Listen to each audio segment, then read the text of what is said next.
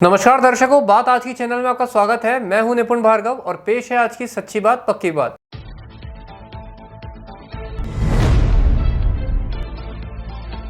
नौ दिन तक घर में पूजे जाने के बाद भक्तों ने मां दुर्गा की प्रतिमा की विसर्जित। आजाद बाग में विसर्जन के लिए उमड़ी भीड़।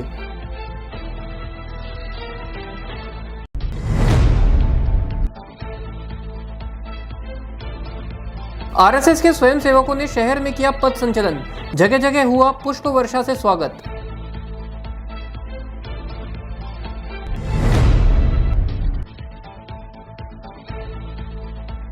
टिकट मिलते ही उम्मीदवार हुए सक्रिय। भाजपा उम्मीदवार अनीता बघेल ने चुनावों को लेकर की बैठक।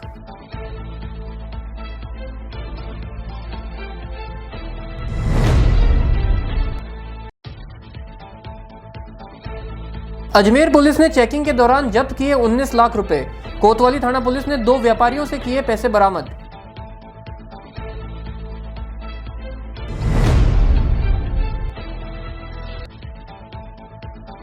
गदर 2 फिल्म की हीरोइन अमीषा पटेल आई अजमेर। होटल पैराडिजो में आयोजित डांडिया रास में की शिरकत।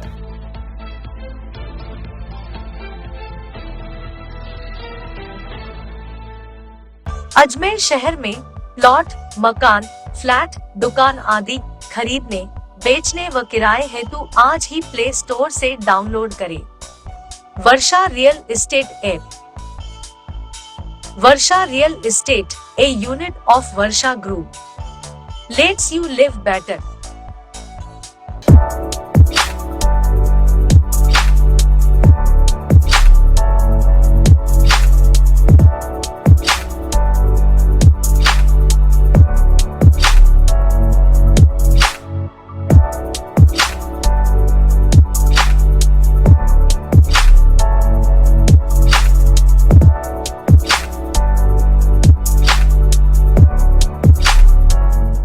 ये सर्किट मामू नहीं बनने का, रेडीनेट फाइबर लगाने का। इंटरनेट बोले तो रेडीनेट फाइबर नेट। डिटेल्स के लिए 7412001234 पे कॉल लगाने का। सही है भाई। इंटरनेट बोले तो रेडीनेट फाइबर। और अब शुरू करते हैं बातों का बेहतरीन सफर। दुर्गा मां की प्रतिमाओं का विसर्जन आजाद बाग में किया जा रहा है। शास्त्री नगर विस्तार समिति के यूथ क्लब द्वारा और पुलिस लाइन के क्षत्रिय फूल माल्यान व अन्य स्थानों पर स्थापित दुर्गा मां की प्रतिमाओं की पूजा अर्चना के बाद बड़ी धूमधाम से विदाई की जा रही है। शारदीय नवरात्रों में 9 दिनों तक विधि विधान से पूजा अर्चना के बाद दशमी तिथि पर मां दुर्गा की प्रतिमा के विसर्जन की परंपरा हमेशा से रही है और आज इसी परंपरा का निर्वहन करते हुए सभी श्रद्धालु माता की मूर्ति विसर्जित कर रहे हैं। श्रद्धालु सुरेश केवल रमानी ने बताया कि आज विसर्जन पर उन्होंने माता से सभी की मनोकामना पूर्ण करने की प्रार्थना की। एक अन्य महिला श्रद्धालु कृपा केवल रमानी ने कहा कि मां के विसर्जन से बहुत दुख हो रहा है। इसी प्रकार मुकेश सतरावाल जो क्षत्रिय फूल माल्यान मंदिर से आए, उन्होंने कहा कि मां से विश्व के कल्याण की और सबको निरोगी रखने की प्रार्थना की। विस्तार समिति के यूथ क्लब द्वारा ये एक गरबा उत्सव जिसमें माता जी की मूर्ति को विराजमान किया गया था। 9 दिन पूरी माता जी की सेवा करी, सुबह शाम आरती। भक्तजनों जना इतना हृदय से, श्रद्धा से जिस प्रकार आरती में सहयोग दिया, इसी प्रकार गरबा में जिस तरह से उन्होंने माँ के दरबार में नृत्य प्रस्तुत किया, ये एक बहुत उल्लेखनीय रहा। हम माता जी से यही प्रार्थना करते हैं सभी लोगों की मनोकामना पूरी करें, देशवासी को देश को समृद्ध बनावें, विश्व को निरोगी रखें। जो विश्व में बीमारी छाई हुई है उससे सभी मानव समाज को निरोगी रखें, विश्व का कल्याण करें। यही माता जी से क्या आराधना मांगे। माता जी तो खुद ही देखती है, बच्चों की कभी दुखी नहीं देख सकती है, वो अपने आप ही मनोकामना पूरी करती है। हम 9 दिन पूजा करते हैं, आज 10वें दिन इनका विसर्जन करते हैं। दोनों टाइम आरती करते हैं, प्रसाद करते हैं, 9वें दिन कन्याओं को खिलाते करते हैं। इस तरह से माँ को विसर्जन करने में दुख तो होता ही है। ये जैसे अपने घर में रहती है अपनी मम्मी, वैसे ही है हमारी माँ, यही है। मतलब अपने देश के लिए तो यही है कि सब साथ में रहें, करें, लड़ाई झगड़ा नहीं करें वगैरह। यही है परिवार की वही सुख शांति के लिए। हमने 9 दिन पहले माता जी की स्थापना की थी। विधि विधान से पूरे पंडितों पूजा कराई गई थी। रोज़ सुबह शाम पूजा आरती होती थी, गरबा कार्य होता था। उसके बाद में आज हम विसर्जन करने आए हैं। और उसके अंदर जो क्षेत्रवासी थे, एक परिवार के रूप में कार्य कर रहे थे, एक परिवार सदस्य थे। और हमने जब ये स्थापना की तब देश की खुशहाली, शांति, समृद्धि की कामना की थी कि देश खुशहाल रहे, समृद्ध रहे, इसका कामना करके हमने आज विसर्जन किया। लेकिन बहुत अच्छा भी लग रहा है और बहुत ऐसा लग रहा है कि उदास सा हो रहे हैं कि सब लोग एक परिवार के रूप में कार्य कर रहे थे। हम माता जी विसर्जित किया तो एक थोड़ा उदास सा और सुनापन सा लगेगा अभी कुछ समय तक। आज राष्ट्रीय स्वयंसेवक संघ अजमेर के स्वयंसेवकों ने शहर में पथ संचलन निकाला। आरएसएस के 6 प्रमुख उत्सवों में से एक विजयदशमी के उत्सव पर शहर में निकाले गए पथ संचलन का लोगों ने जगह जगह पुष्प वर्षा से स्वागत किया। आज आरएसएस द्वारा विजयदशमी व संघ के स्थापना दिवस पर पथ संचलन निकाला गया, जिसमें स्वयंसेवक पूर्ण गणवेश में अनुशासन के साथ कदम से कदम मिलाकर चल रहे थे। वाद्य यंत्रों की धुन पर पथ संचलन कर रहे स्वयंसेवकों में एक अलग ही उत्साह नजर आ रहा था। अजमेर शहर को आरएसएस ने 11 नगरों में विभाजित किया हुआ है और सभी नगरों द्वारा पथ संचलन निकाला जाता है। कुछ नगर के स्वयंसेवकों ने सुबह पथ संचलन निकाला तो कुछ नगर के स्वयंसेवकों का संचलन शाम को निकाला जाएगा। नगर क्रमांक 7 के संघ चालक भगवान सिंह हाड़ा ने जानकारी देते हुए बताया कि आज नगर क्रमांक 7 विवेकानंद नगर का पथ संचलन सुबह निकाला गया। संचलन शास्त्री नगर से प्रारंभ होकर चुंगी चौकी, लोहा खान, प्रताप नगर, भोपो का बाड़ा, पुलिस लाइन चौराहा होते हुए पुनः शास्त्री नगर पहुंचा। उन्होंने बताया कि सुबह संचलन से पूर्व शस्त्र पूजन किया गया, जो शक्ति का प्रतीक होता है। आज राष्ट्रीय स्वयंसेवक संघ का दशहरा उत्सव मनाया गया। इसके तहत शस्त्र पूजा हुई, शक्ति का प्रतीक है, उस निमित्त हम शस्त्र पूजा करते हैं। उसके पश्चात विभिन्न मार्गों यहाँ से शास्त्री नगर, चुंगी चौकी, लोहा खान, प्रताप नगर मोड़, भोपो का बाड़ा, पुलिस लाइन चौराहा और विष्णु मंदिर होते हुए पुनः शास्त्री नगर होते हुए हम यहाँ पर वापस पहुँचे हैं। ये विवेकानंद नगर, नगर क्रमांक 7 है और ये पथ संचलन हमारे शक्ति के प्रतीक के रूप में निकाला गया है। आज अजमेर के नगरा स्थित टोरंटो मैरिज गार्डन में अजमेर दक्षिण से भाजपा उम्मीदवार अनीता बदेल ने एक बैठक का आयोजन किया। बैठक में आने वाले विधानसभा चुनावों में भाजपा की सरकार बने, इसके लिए समस्त भाजपा के जिला पदाधिकारियों व कार्यकर्ताओं को चुनाव में जी जान से जुटने के लिए कहा गया। राजस्थान विधानसभा के चुनावों का बिगुल बज चुका है। उसी को देखते हुए आज दक्षिण विधानसभा में भाजपा की प्रत्याशी अनीता बदेल के समर्थन में चुनावी बैठक का आयोजन किया गया। बैठक में भाजपा शहर अध्यक्ष रमेश सोनी, सभी मंडल अध्यक्ष, बूथ अध्यक्ष व कार्यकर्ता मौजूद रहे। अनीता बदेल ने जानकारी देते हुए बताया कि केंद्रीय नेतृत्व ने उन पर 5वीं बार विश्वास दिखाया है और अब उनको भी पार्टी को अपनी सीट जिताकर पार्टी के इस विश्वास को सही साबित करना है। प्रदेश में 5 वर्षों से कांग्रेस के शासन में भ्रष्टाचार की जड़ें बहुत गहरी हो गई हैं। बेरोजगार ठोकरें खा रहे हैं और महिलाएं कहीं भी सुरक्षित नहीं हैं।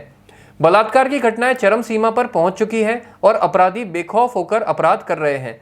उन्होंने कहा कि इस कांग्रेस सरकार को आगामी चुनावों में उखाड़ फेंकना है और भाजपा का सुशासन फिर से लाना है। मोदी के नेतृत्व में राजस्थान को विकास की पटरी पर जोर से दौड़ाना है। पार्टी में विरोध के स्वर पर उन्होंने कहा कि विरोध टिकट मिलने तक ही होता है, फिर स्थितियां सामान्य हो जाती हैं और बाद में सब एक जाजम पर आ जाते हैं। भाजपा में कोई मनमुटाव नहीं है और सभी भाजपा कार्यकर्ता दिल से प्रत्याशी को जिताने में जुट जाते हैं। पिछले कार्यकाल में किए विकास के कार्य और मुद्दों को लेकर वे कार्यकर्ताओं के बीच जाएंगी और उनको विश्वास है कि जनता उनके साथ थी, है और रहेगी। उनको विश्वास है कि इस बार राजस्थान में कमल खिलेगा और भाजपा अपनी सरकार बनाएगी। सबसे पहले तो मैं पार्टी नेतृत्व का आभार व्यक्त करती हूँ, उनको धन्यवाद देती हूँ कि उन्होंने 5वीं बार भी मुझ में विश्वास व्यक्त किया है। दूसरी बात जो कहना चाहती हूँ वो ये कहना चाहती हूँ कि प्रदेश में 5 साल तक कांग्रेस की सरकार रही है और हमने इस प्रदेश में भ्रष्टाचार की जड़ें कितनी गहरी हो गई हैं कांग्रेस के शासनकाल में, यह हमने देखा है। और अब बेरोजगार दर दर की ठोकरें खाने को मजबूर है। महिला सुरक्षा को लेकर के जब हम बात करते हैं तो महिलाएं भयभीत हैं, ना तो सड़क पर, ना घर पर, ना हॉस्पिटल में, ना थाने पर। महिलाएं कहीं पर भी सुरक्षित नहीं है और विशेषकर बच्चियों के साथ जो बलात्कार की घटनाएं रोज़ हो रही हैं, उससे महसूस होता है कि प्रदेश में जंगल राज है। युवाओं को कोई रोजगार नहीं है। जिस प्रदेश में 21 भर्ती परीक्षाओं के पेपर आउट हो जाए और 5 करोड़ लोग जहां पर प्रभावित हों इस बात से कि उनकी बच्चों के सपने चकनाचूर कर दिए इस भर्ती परीक्षा के पर्चे आउट होने पर, तो निश्चित रूप से हम कह सकते हैं कि किस तरह से प्रदेश में स्थितियां रही हैं। प्रदेश की ये स्थितियां वापस पलटें, भारतीय जनता पार्टी का शासन पुनः स्थापित हो और उस शासन में सुशासन मिले। जिस तरह से मोदी जी ने केंद्र में सुशासन की स्थापना की है, उसी तरह से प्रदेश में भी मोदी जी के नेतृत्व में हम सुशासन लेके आएँ, राजस्थान को विकास के पथ पर और द्रुत गति से, तेज गति से आगे बढ़ाएं। इन्हीं मुद्दों, इन्हीं संकल्पों के साथ पुणे हम चुनाव में जाने वाले हैं। अनिता जी, देखा जा रहा है जिस तरह से कांग्रेस में जो विरोध है खुलकर सामने है, तो भाजपा के अंदर भी विरोध जो है अंदरूनी रूप से कहीं दिखाई दे रहा है। ऐसी स्थिति जो है वो क्या बन रही है और क्या? देखिए, भाजपा में ऐसी स्थिति नहीं है। जो विरोध है वो चुनाव के टिकट तक का विरोध था और टिकट के बाद सब स्थितियाँ सामान्य हो जाएंगी। अभी नामांकन भरने से पहले सब एक जाजम पर साथ आने वाले हैं। नामांकन आने वाले समय में भरा जाएगा, तो निश्चित रूप से मैं कह सकती हूँ कि कोई मनमुटाव या गुटबाजी नहीं है। देखिए, कांग्रेस की तो मैं हमेशा से ही ये बात करती हूँ, कांग्रेस में 2 गुट नहीं है, बहुत गुट हैं कांग्रेस में। कांग्रेस हमेशा से बिखरी हुई है। कांग्रेस का संगठन, आज तक कांग्रेस अजमेर में अपने संगठन का निर्माण नहीं कर पाया। कोई संगठन नाम की कोई चीज़ यहाँ नहीं है। इसलिए मैं कांग्रेस के बिहाव पर नहीं, पर मैं अपने कार्यों के बिहाव पर, अपने मुद्दों के बिहाव पर जनता के बीच में जाऊंगी और कमल का फूल निश्चित रूप से अजमेर तक। आगामी 3 तारीख को नामांकन का मुहूर्त निकाला है, पर अभी तय नहीं हुआ कि किस समय होगा, लेकिन समय तय करके 3 तारीख को बता दिया। नहीं, ऐसी कोई शिकायत नहीं है और भारतीय जनता पार्टी का कार्यकर्ता लगातार अपना संपर्क में है, अपने कार्यक्रम में है और पन्ना प्रमुख तक हमारी संरचना हुई है और वहां तक हमारा संपर्क है। विधानसभा चुनाव में अवैध मादक पदार्थ, नकदी और अन्य अवांछित वस्तुओं की रोकथाम के लिए चलाए जा रहे अभियान में सोमवार देर रात अजमेर के बजरंगगढ़ चौराहे पर नाकाबंदी की गई। चेकिंग के वक्त एक कार से 16,51,000 रुपए अजमेर की सदर कोतवाली थाना पुलिस ने जब्त किए हैं। सदर कोतवाली थाना प्रभारी वीरेंद्र सिंह शेखावत ने बताया कि कार में सवार व्यापारी थावर दास गुरनानी व दीपक गुरनानी कवंडसपुरा से वैशाली नगर स्थित अपने घर जा रहे थे। पूछताछ में दोनों व्यापारियों ने कोई संतोषजनक जवाब नहीं दिया। सीओ नॉर्थ भोपाल सिंह भाटी के सुपरविजन में यह कार्रवाई की गई। वहीं जब्त की गई राशि के बारे में इनकम टैक्स डिपार्टमेंट को सूचना भिजवा दी गई है। इस कार्रवाई में ASI Satpal, head constable Gopal, constable Sitaram Meena शामिल रहे। बजरंगगढ़ चौराहे पे शाम को नाकाबंदी के दौरान हमारी स्पेशल नॉर्थ साहब की टीम, सीओ नॉर्थ की टीम और हमने सब मिलकर नाकाबंदी कर रहे थे। उनके स्पेशल सहयोग से हमारे कोतवाली के जाब्ते के साथ सहयोग हमने 2 व्हीकल जा रहे थे, व्हीकल्स की रेट के चेकिंग कर रहे थे। चुनाव आचार संहिता के प्रोविजन के तहत नकदी, अवैध मादक पदार्थ, इन सब की जाँच और पड़ताल और धरपकड़ की जा रही थी। सीमा एहसास के आदेशानुसार हमने नाकाबंदी कर रहे थे। नाकाबंदी के दौरान एक गाड़ी आके रुकी तो उसमें तलाशी दी, तो उसमें सट्टी राशि करीब जो काउंटिंग करने के बाद पता चला कि 16,51,020 रुपये नकद मिले थे। 2 व्यापारी हैं ऐसे, लेकिन उन्होंने भी सेटिस्फाइड जवाब नहीं दिया, इसलिए हमने उसको रिटेन किया है। और अग्रिम कार्रवाई के लिए इनकम टैक्स विभाग, जिसमें सिक्योरिटी की प्रोविजन है 10 लाख से ज़्यादा राशि जब्त की जाती है, उसमें इनकम टैक्स विभाग को इन्वॉल्व करना पड़ता है। उनकी कार्रवाई निकले से किया थी, उनको इन्फॉर्म किया है कि अग्रिम कार्रवाई इनकम टैक्स में आ गई है कार्रवाई। जैसे उन्होंने प्रथम से बताया व्यापार का बचा, लेकिन क्योंकि उनके पास कोई वैध दस्तावेज नहीं था, तो व्यापारी है। एक का नाम है थावरदास गुरनानी, दूसरा का नाम है दीपक गुरनानी। दोनों ही यहाँ कवंडसपुरा में दोनों की दुकान है। एक का दीपक प्लास्टिक नाम से है, दूसरे का दुकानदार पंकज एजेंसी कवंडसपुरा थाना टावर, वहाँ की दुकानें हैं। निवासी वैशाली नगर किशनगंज थाने क्षेत्र के निवाड़े हैं। तो अपने दुकान से वहाँ जाने के बताया सामान अभी तक इन्होंने कोई जो दस्तावेज पेश नहीं किए, इसलिए इनको डिटेन किया गया है। बाकी अधीन कार्रवाई जो भी होगी आपको आगे कराई जाएगी। इनकम टैक्स विभाग द्वारा अधीन कार्रवाई की जाएगी। वहीं दूसरी ओर अजमेर के सिविल लाइन थाना पुलिस ने एक और कार्रवाई को अंजाम दिया। चेकिंग के दौरान एक कार को रुकवाया गया और उसमें सवार लोगों की चेकिंग की गई। कार में बैठी पाली जिले की चंदा देवी के पास से 2,84,000 रुपए बरामद हुए। उक्त राशि को लेकर भी चंदा देवी कोई संतोषजनक जवाब नहीं दे पाई। उसके बाद जब्त राशि को सीआरपीसी धारा 102 के तहत बतौर सबूत जब्त कर लिया गया। फिल्म अभिनेत्री अमीषा पटेल कल रात अजमेर पहुंची और जयपुर रोड स्थित होटल पैराडीजो में आयोजित डांडिया रास में शिरकत कर अजमेर की जनता के साथ गरबा किया। होटल पैराडीजो में चल रहे गरबा आयोजन में पहुंची बॉलीवुड की मशहूर अभिनेत्री अमीषा पटेल का आयोजन समिति के पदाधिकारियों ने स्वागत किया। अमीषा पटेल की एक झलक पाने के लिए लोगों की भीड़ उमड़ पड़ी। साथ ही सुपर डुपर हिट फिल्म गदर के गाने की कुछ पंक्तियों से अपने फैंस को खुश किया। साथ ही उन्होंने सुपर डुपर हिट फिल्म गदर के गाने की कुछ पंक्तियों से अपने फैंस को खुश किया और युवा उनके साथ एक लय में थिरकते नजर आए। अमीषा पटेल ने भी आयोजकों को धन्यवाद दिया। नवरात्रि के उत्सव के लिए आए हैं, बहुत अच्छा लग रहा है क्योंकि इतना खूबसूरत शहर है। पहली दफ़ा जब आई थी तो मैं अजमेर शरीफ के दर्शन के लिए गई थी। चादर मोल से कुछ मन्नतें मांगी थी, तो दोबारा वापस आना बहुत अच्छा लग रहा है, वो भी स्पेशली नवरात्रि के दिन पे। तो ऑफकोर्स खुशी का महोत्सव है और नवरात्रि हिंदुस्तान का एक सबसे बड़ा प्यारा त्यौहार है। लोग इसे बहुत खुशी से मनाते हैं, तो अच्छे दिन है। तो गदर फिल्म हिंदुस्तान की सबसे बड़ी हिट हुई है, शुक्रियाना। काफ़ी हिट होने से कहना मतलब 500 करोड़ के क्लब में सबसे फास्ट आई फिल्म में से एक है। तो वेब सीरीज़ क्यों फिल्मों में भी एक एक्टर के लिए मीडियम मायने नहीं रखता, अपना जो किरदार है अच्छे किरदार ऑफर किए जाएंगे तो कोई भी मीडियम होगा, चाहे वो वेब सीरीज़ हो, हिंदी फिल्में हो, तेलुगु हो, तमिल हो, सब करने को तैयार है। जैसे युवा को यही मैसेज दूँगी कि एजुकेशन इज़ वेरी इम्पोर्टेंट और एजुकेशन एक चीज़ है जिस पर फोकस करना चाहिए और हमेशा जो भी करियर में आगे जाना है हमें एजुकेशन हमारा सहारा हमेशा है। जैसे मैंने कहा कभी कुछ जो मेरे मन को लुभाए ऐसे किरदार मुझे ऑफर मिल जाएंगे तब। अब लेते हैं एक छोटा सा विराम, जल्दी मिलते हैं एक नए सफर पर। अजमेर शहर में प्लॉट, मकान, फ्लैट, दुकान आदि खरीदने, बेचने व किराए हेतु आज ही प्ले स्टोर से डाउनलोड करें वर्षा रियल एस्टेट ऐप।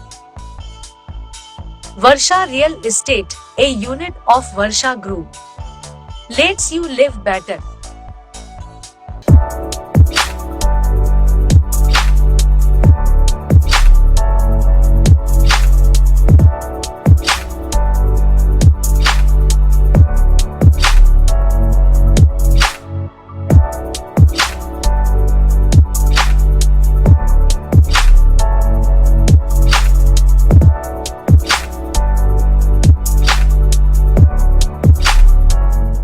ए सर्किट मामू नहीं बनने का, रेडीनेट फाइबर लगाने का, इंटरनेट बोले तो रेडीनेट फाइबर नेट। डिटेल्स के लिए 7412001234 पे कॉल लगाने का। सो ये भाई इंटरनेट बोले तो रेडीनेट फाइबर। एक बार फिर आपका स्वागत है। आइए चलते हैं एक नए सफर पर। कोली राजपूत हितकारिणी सभा का 104वां स्थापना दिवस व खड़क पूजन का आयोजन किया गया। कार्यक्रम मन्ना हवेली दौलाबाटा रोड अजमेर पर धूमधाम से मनाया गया। गौरवमयी शक्ति के प्रतीक खड़क पूजन पंडित रूप नारायण द्वारा संपन्न कराया गया। हिंदू धर्म की परंपरा का प्रतिनिधित्व करता है खड़क पूजन, जो तलवार के संस्कार को भी संदर्भित करता है। आज सुबह 8 बजे 95वां खड़क पूजन का कार्यक्रम मुख्य अतिथि कोली राजपूत सभा के अध्यक्ष कौस्तुभ सिंह भाटी की अध्यक्षता में आयोजित हुआ। इस अवसर पर समाज के कई अखाड़ों ने तलवारबाजी, पत्तेबाजी, बाना, बनेटी के अलावा सांस्कृतिक प्रस्तुति व अन्य कलाओं का भी आकर्षक प्रदर्शन किया। कोली समाज की हितकारिणी सभा के अध्यक्ष कौस्तुभ भाटी ने जानकारी देते हुए बताया कि आज सभा के 104वें स्थापना दिवस और 95वें खड़क पूजन के अवसर पर युवाओं में भारी जोश था। सभी अपने अखाड़ों के साथ यहां पहुंचे और अपने शस्त्रों को चलाने के हुनर का प्रदर्शन किया। उन्होंने कहा कि ये परंपरा सदियों से चल रही है और उनका समाज इस परंपरा का निर्वाह आगे भी जारी रखेगा। मां अंबे गौरी की आरती के साथ शस्त्र पूजन किया गया। इस अवसर पर सभा के उपाध्यक्ष ताराचंद गडोरिया, महामंत्री प्रेम सिंह तंवर, संयोजक दिनेश चित्तौड़िया, मंत्री कैलाश चंद, जसवंत सिंह, कोषाध्यक्ष अजीत सिंह व अन्य पदाधिकारियों के साथ महिला प्रकोष्ठ की कमल जिरोता, रचना तंवर, हेमनंदनी व सलाहकार मंडल के साथ सभी कार्यकारिणी सदस्य मौजूद रहे। जी आज 24 तारीख को खड़क पूजन दिवस के तौर के ऊपर श्री कोली राजपूत हितकारिणी सभा का हर साल की तरह संस्था का 104वां स्थापना दिवस और खड़क पूजन की जो हमारी परंपरा है वो खड़क पूजन आज 95वां मनाने के लिए हम सारे के सारे यहाँ पर मन्ना हवेली स्थित जगह के ऊपर इकट्ठा हुए हैं। सारे के सारे लोगों में वो बहुत जोश है। हर साल की बात ही आप देख सकते हैं कि कितना यहाँ पर युवाओं के अंदर और सारे अखाड़े वालों के अंदर बढ़ चढ़ कर हिस्सा लेने का उत्साह बना हुआ है और बहुत अच्छी भीड़ के अंदर कोली समाज के युवा यहाँ पर अपना अखाड़े के साथ में पधार करके और परफॉर्मेंस देने के लिए यहाँ पर है। पुरानी परंपरा है जिसको हम बराबर अपने पुरखों की तरह मनाते आ रहे हैं। उनका दिया आशीर्वाद समझ कर इसको दशहरे के रोज़ मनाया जाता है हर साल बराबर। उसी परंपरा को आगे बढ़ाते हुए आज का ये आयोजन करा गया है। आदर्श नगर थाना क्षेत्र के बालूपुरा निवासी प्रतीक टंडन ऑनलाइन ठगी के शिकार हो गए। एक ऑनलाइन गेमिंग कंपनी के टेलीग्राम द्वारा भेजे गए एक लिंक पर फोन करने से उनके 3,21,000 रुपए खाते से चले गए। देश में ऑनलाइन खरीद और लेन देन में तेजी के साथ ही साइबर ठगी के मामलों में भी अप्रत्याशित रूप से वृद्धि हो रही है। पिछले 5 वर्षों में ऑनलाइन ठगी के मामलों में 3 गुना की बढ़ोतरी हो गई है। आदर्श नगर थाने के पुलिस अधिकारी अर्जुन राम ने जानकारी देते हुए बताया कि परिवादी प्रतीक टंडन पुत्र प्रदीप टंडन ने थाने में आकर रिपोर्ट दर्ज कराई कि एक ऑनलाइन गेमिंग कंपनी से टेलीग्राम द्वारा उसके पास एक लिंक आया और एक फोन नंबर पर बात करने से उसके 3,000 रुपए चले गए। तो सामने वाले ने कहा कि ऐसा नहीं हो सकता और आप पुनः एक बार कॉल करें तो आपका रिचार्ज हो जाएगा। इस पर परिवादी प्रतीक ने पुनः कॉल किया तो उसके खाते से 3,21,000 रुपए चले गए। उसके बाद से कंपनी का फोन बंद आ रहा है। परिवादी ने कुल 8 ट्रांजैक्शंस किए और यूपीआई के द्वारा ही ये फ्रॉड किया गया है। इस पर परिवादी ने साइबर थाने पर जाकर परिवाद पेश किया और आदर्श नगर थाने में भी मुकदमा दर्ज कराया। पुलिस जांच में जुट गई है। कल थाना आजा पर प्रतीक टंडन सनोपे प्रदीप टंडन बालूपुरा निवासी ने थाने पर उपस्थित होकर इस आशय की रिपोर्ट पेश की। ऑनलाइन गेमिंग कंपनी के टेलीग्राम द्वारा एक कोई लिंक आया जिस पर लिंक से परिवादी ने फ़ोन किया तो उससे 3,000 रुपये चले गए। उसके बाद उसने उससे वार्तालाप की तो कंपनी वालों ने ये कहा कि आप एक बार और ट्रांजैक्शन करो ताकि आपका रिचार्ज हो जाएगा और पैसे वापस आपके अकाउंट में आ जाएंगे। उस पर उसने गलती से फिर ट्रांजैक्शन कर दिया तो कुल 3,21,000 रुपये चले गए। उसके बाद में उन्होंने फ़ोन अपने बंद कर लिए। उसके बाद वो परिवादी साइबर थाने पर भी गया जहाँ पर भी उन्होंने परिवाद पेश किया। उसके बाद थानाजा पर आए जिसमें प्रकरण दर्ज करके जांच जारी है। जांच हेड कांस्टेबल 8 ट्रांजैक्शन किए। खाते का भी ये यूपीआई आईडी से किए तो वो तो अभी अनुसंधान से पता पड़ेगा। एचडीएफसी और आईसीआईसी बैंक का आ रहा है प्रथम दृष्टि। अग्निशमन विभाग 2021 में हुए 620 पदों की वैकेंसी निकली थी, जिसमें से कुछ सहायक अग्निशमन अधिकारियों की थी और करीब 479 फायरमैन की, जिनमें से अजमेर में 37 की नियुक्ति हुई है। सभी की नियुक्ति कोर्स पूरा करने के बाद ही की गई है। शहर के अग्निशमन विभाग द्वारा नव नियुक्त फायर फाइटर्स को आग लग जाने पर बुझाने की ट्रेनिंग दी जा रही है। साथ ही आग लगने पर पहले क्या काम करने चाहिए और कैसे ज्यादा नुकसान होने से बचाया जाए, इसका भी प्रशिक्षण दिया जा रहा है। जयपुर से आए मुकेश बंसल, जो अजमेर नगर निगम में फायर विभाग में कार्यरत हैं, उन्होंने जानकारी देते हुए बताया कि वैसे तो सभी ट्रेनिंग करके आए हैं, लेकिन महत्वपूर्ण विभाग होने से फिर भी उन्हें रोज सुबह परेड कराई जाती है। फायर फाइटर को सिखाया जाता है कि आग लगने पर क्या करना चाहिए और आग की क्लास का पता करना होता है कि आग किस क्लास की है, ए, बी, सी या डी, और उस हिसाब से आगे काम करना चाहिए। उन्होंने बताया कि 3 शिफ्ट की ड्यूटी होती है और सभी नव नियुक्त कर्मचारी बेहद लगाव से प्रशिक्षण ले रहे हैं। सर, ये जो अभी जो नए लोग आए हुए हैं, 37 लोग आए हुए हैं, जिनमें से अधिकतर सभी नवयुवक हैं। हालांकि सब लोग ट्रेनिंग करके आए हुए हैं, फिर भी लोगों डिपार्टमेंट की वजह से हमें सुबह परेड करवाई जाती है, गाड़ियों की नॉलेज दी जाती है, कैसे नोजल को पकड़ना है, कैसे पाइप को समेटना है, कैसे उसको रख रखाव पूरा है जो दिया जा रहा है कि एक फायर फाइटर कैसा क्या होता है, कैसे वो आग लगती है तो उस दौरान कैसे वो फेस कर पाता है। उस दौरान सब चीज़ हमें यहाँ पे सिखाई जा रही है। जो नवयुवक हैं सारे जितने भी हैं वो नए हैं और यही यहाँ पे सिखाया जा रहा है उनको कि कैसे फेस करना है, कैसे उनको आग से निपटना है। सर, कितनी भर्ती करी है? सर, टोटल ये 2021 की वैकेंसी है और 610 पदों पे निकले थे, जिसमें 26 तो AFO जो कि सहायक अग्निशमन अधिकारी थे उनकी थी और जो बाकी बचे 500 प्लस कुछ थे वो है जो फायरमैन की थी, और जिनमें से टोटल 479 यानी 479 लोगों को यहाँ पे नियुक्ति आदेश जारी किए थे, जिसमें से अजमेर में 37 आए हुए हैं, जो कि टोटल 37 यहाँ पे पोस्टेड है। 6 साल में ही प्रेम विवाह करने वाले प्रेमी युगल का रिश्ता इतना बिगड़ गया कि पति ने अपनी पत्नी के चरित्र पर शक करते हुए उसे जान से मारने की धमकी तक दे डाली। यह मामला है अजमेर के घूघरा घाटी रहने वाले एक पति पत्नी का, जहां आज पीड़ित पत्नी ने अपने पति के खिलाफ शिकायत देकर कानूनी कार्रवाई करने की मांग की है। पीड़िता ने बताया कि उसका पति उस पर आए दिन शक करता है और उसके साथ मारपीट करता है। रोजाना शराब के नशे में आकर गाली गलौज करता है और उसे घर से बाहर निकालने की धमकी भी देता है। पीड़िता ने कहा कि वह उसे तलाक देना चाहती है, मगर वो उसे तलाक तक नहीं दे रहा। तलाक दे रहा है और मेरे को मारने की धमकियां दे रहा है, बहुत मारपीट करता था सर। तभी मैं इससे अलग हो गई थी और इसने बोला कि मैं तेरे को नहीं रखना चाहता हूँ, तो ऐसे बोलता, तो मैंने मेरे माँ बाप का चली गई थी। अच्छा। अब लेते हैं एक छोटा सा विराम, जल्दी मिलते हैं एक नए सफर पर। अजमेर शहर में प्लॉट, मकान, फ्लैट, दुकान आदि खरीदने, बेचने व किराए हेतु आज ही प्ले स्टोर से डाउनलोड करें Varsha real estate app. Varsha real estate, a unit of Varsha Group, lets you live better.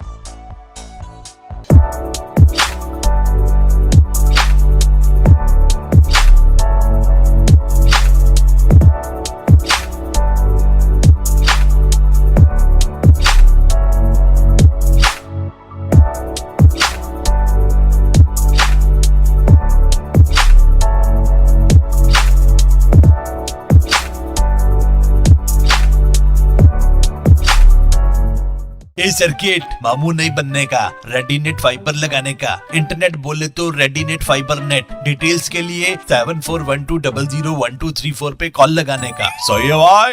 Internet बोले तो रेडीनेट फाइबर। एक बार फिर आपका स्वागत है। आइए चलते हैं एक नए सफर पर। दशहरा अश्विन माह की शुक्ल पक्ष की दशमी तिथि को मनाया जाता है। सोमवार को देश भर में ये पर्व मनाया जा रहा है। इस दिन विशेष रूप से शस्त्र पूजन का विधान है। आज पुष्कर रोड स्थित सोमनाथ शिव मंदिर पर विप्र समाज द्वारा शस्त्र पूजन किया गया। मान्यता है कि इस दिन किए जाने वाले कामों का शुभ फल अवश्य प्राप्त होता है। यह भी कहा जाता है कि शत्रुओं पर विजय प्राप्त करने के लिए इस दिन शस्त्र पूजा करनी चाहिए। दशहरा और शस्त्र पूजन का महत्व विप्र समाज के प्रतिनिधि ने बताते हुए कहा कि दशहरा हिंदुओं के प्रमुख त्योहारों में से एक है। इस दिन मां दुर्गा ने महिषासुर नाम के असुर का वध कर देवताओं को उसके आतंक से मुक्ति दिलाई थी। इस दिन भगवान श्री राम ने रावण का वध कर माता सीता को उसकी कैद से मुक्त कराया था। इस पर्व को बुराई पर अच्छाई की विजय का प्रतीक माना जाता है। प्राचीन समय से इस दिन सनातन धर्म में शस्त्र पूजन की परंपरा चली आ रही है। इस दिन लोग शस्त्र पूजन के साथ ही वाहन पूजन भी करते हैं। वहीं आज के दिन से किसी भी नए कार्य की शुरुआत करना भी शुभ माना जाता है। आज शास्त्री कॉलोनी पुष्कर रोड अजमेर पर सोमनाथ धाम पर गुरुजी श्री श्री 1008 गोवर्धन नाथ जी के सानिध्य में विप्र सेना के द्वारा जिलाध्यक्ष गुंजन जी शर्मा इनके नेतृत्व में आज शस्त्र पूजन का भव्य आयोजन किया जा रहा है। पंचशील महिला मंडल की ओर से सिंधु भवन पंचशील में गरबा रास का आयोजन किया गया था, जिसमें कल नवरात्रि के अंतिम दिन मां दुर्गा की पूजा अर्चना करके 9 दिनों तक चलने वाले इस गरबा रास के आयोजन को पुरस्कारों से सम्मानित कर समाप्त किया गया। नवरात्र में पूरे शहर में डांडिये के पंडाल लगे थे। मां दुर्गा की प्रतिमाओं को स्थापित कर उनके चारों ओर गरबा रास कर मां को प्रसन्न किया जा रहा था। उसी क्रम में पंचशील महिला मंडल की महिलाओं ने भी सिंधु भवन में इसका आयोजन किया था। सिंधु महिला मंडल का प्रतिनिधित्व करने वाली अंजलि हरवानी ने जानकारी देते हुए बताया कि न पैसा लगता है न रुपया लगता है, जयकारा लगाओ, पंडाल अच्छा लगता है। इसी विचार को लेकर उन्होंने ये पंडाल का आयोजन किया था और लोगों ने भारी उत्साह से इसमें बढ़ चढ़कर भाग लिया। अंतिम दिन 120 प्रतिभागियों को पुरस्कार दिए गए, जिनमें महिलाएं, बच्चे व पुरुष शामिल थे। पंचशील के अंदर सिंधु भवन के महिला मंडल की तरफ से ये गरबा का प्रोग्राम, डांडियों का प्रोग्राम जो 9 दिन तक आज संपन्न हुआ, उसमें बड़ी धूमधाम से महिलाओं ने, बच्चों ने, पुरुषों ने, सब ने मिल करके नाच गा करके खूब उत्साह के साथ 9 दिन का प्रोग्राम आज संपन्न हुआ।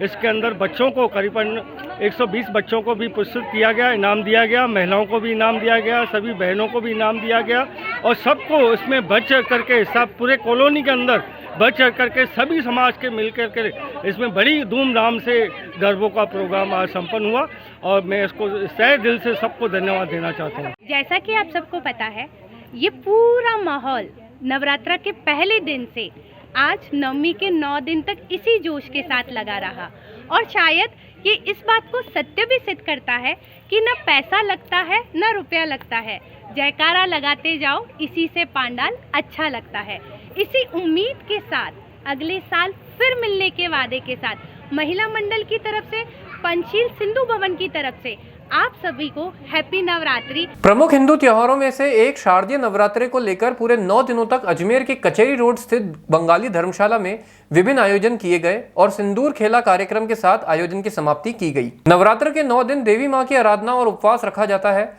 हर राज्य में दुर्गा पूजा के त्योहार को अपने खास रंग ढंग से मनाने की परंपरा सदियों से चली आ रही है। दुर्गा पूजा का खास उत्साह पश्चिम बंगाल में देखने को मिलता है। दुर्गा पूजा में बंगाली समाज का सिंदूर खेला अपने आप में अनोखा उत्सव है जो माता की विदाई के समय मनाया जाता है। आज हम आपको बंगाल के प्रसिद्ध सिंदूर खेला उत्सव के बारे में बताने जा रहे हैं। बंगाली समाज के अनुसार उनके लिए दुर्गा पूजा सबसे बड़ा त्योहार है। माँ दुर्गा के त्योहार नवरात्र के अंतिम दिन विजयदशमी पर सिंदूर खेला उत्सव मनाया जाता है। इस दिन बंगाली समुदाय की महिलाएं माँ दुर्गा को सिंदूर अर्पित करती हैं। माता की विदाई के उत्सव में महिलाएं एक दूसरे को सिंदूर लगाती हैं और माँ दुर्गा की वंदना करती हैं। इसके साथ महिलाएं माँ दुर्गा से अपने पति की लंबी उम्र और परिवार की सुख समृद्धि की प्रार्थना करती हैं। आज विजयदशमी का अनुष्ठान बंगाली धर्मशाला के अंतर्गत माँ दुर्गा के विजयदशमी का पूजा पाठ के साथ शुरू हुआ है। सुबह 8:30 बजे माँ दुर्गा के पूजा हुआ है। इसके बाद हम लोगों ने सब मिल के समाज बंधुओं ने महिलाओं ने माँ दुर्गा को पुष्पांजलि अर्पित किया है। इसके पश्चात अभी हमारे धर्मशाला में सिंदूर खेला चालू हो गया है। महिलाएं माताजी को सिंदूर पहना के एक दूसरे के सुहाग की कामना करती है एवं एक दूसरे को सिंदूर पहनाती है। वो अभी प्रोग्राम चालू है। शहरवासियों से अनुरोध है, आप भी सब आ सकते हैं हमारे प्रोग्राम में, आप भी जुड़ सकते हैं, आप भी एंजॉय कर सकते हैं। हमारे जो माताजी है 5:30 बजे प्रोसेशन लेके यहाँ से चूड़ी बाज़ार, आगरा गेट, नया बाज़ार, आगरा गेट, JLN हॉस्पिटल होते हुए आज़ाद पार्क में कुंड में विसर्जित किया जाएगा। शाम को 5:30 बजे प्रोसेशन निकलेगा। उसके पश्चात हमारे बंगाली धर्मशाला में शाम को 8:30 बजे स्नेह मिलन एवं दशहरा के प्रोग्राम अनुष्ठित किया जाएगा। और इसके साथ ही हमारा बंगाली समाज का नवरात्र दुर्गा पूजा जो कार्यक्रम है वो समाप्त होगा। आज हमारी विजयदशमी का दिन है। विजयदशमी में सबसे पहले हम लोग प्रदक्षिणा करते हैं। जितनी भी हम लेडीज़ हैं कमेटी में वो पूरा परिक्रमा करते हैं। परिक्रमा में शंख उलूद ध्वनि देते हुए माँ को पुष्पांजलि अर्पण करते हैं। पुष्पांजलि अर्पण करने के बाद हमारा बौड़न होता है जिसको हम देवी माँ को अर्पण करते हैं। हम लोग बोलते हैं उसमें कूला, हर तरह के उसमें देवी माँ का पूरा पूजन की सामग्री होती है और एक हमारा सिद्धि बनाए तो उससे हम सब मिलके सभी सधवा स्त्रियां हम उनकी देवी माँ का पूजा अर्पण करते हैं। पूजा अर्पण के बाद हमारे एक बिग बहुत बड़ा परात होता है, उसमें हम एक दर्पण रखते हैं, उसमें हम देवी माँ के पैर का भी दर्शन करते हैं। ये हमारा मुख्य चीज़ है। उसके बाद हमारा सबसे पहले हम लोग सुबह आते ही ना हम लोग एक दोई कौरमा बनाते हैं जो माता को मेन भोग लगता है आज का। दोई कौरमा में केला, दही, मधु, मिठाई, चेवड़ा सब कुछ एक साथ, उसमें भी हमारा तैयार करने का एक प्रोसेशन होता है। 5 या 7 सधवा स्त्री मिलके हम लोग उस दोई कौरमा को तैयार करते हैं।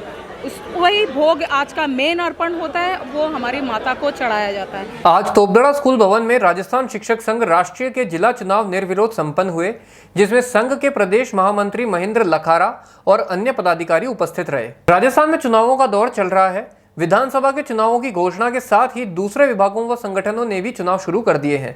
इसी क्रम में आज राजस्थान शिक्षक संघ राष्ट्रीय के जिला चुनाव भी कराए गए, जिसमें अध्यक्ष पद पर लगातार तीसरी बार सत्यनारायण शर्मा चुने गए। सत्यनारायण शर्मा ने जानकारी देते हुए बताया कि चुनाव में चेतन प्रकाश जिला मंत्री, घनश्याम शर्मा उपाध्यक्ष, नरसिंह कठात कोषाध्यक्ष चुने गए। चुनाव अधिकारी महावीर वर्मा व पर्यवेक्षक सुरेंद्र सिंह राठौड़ थे।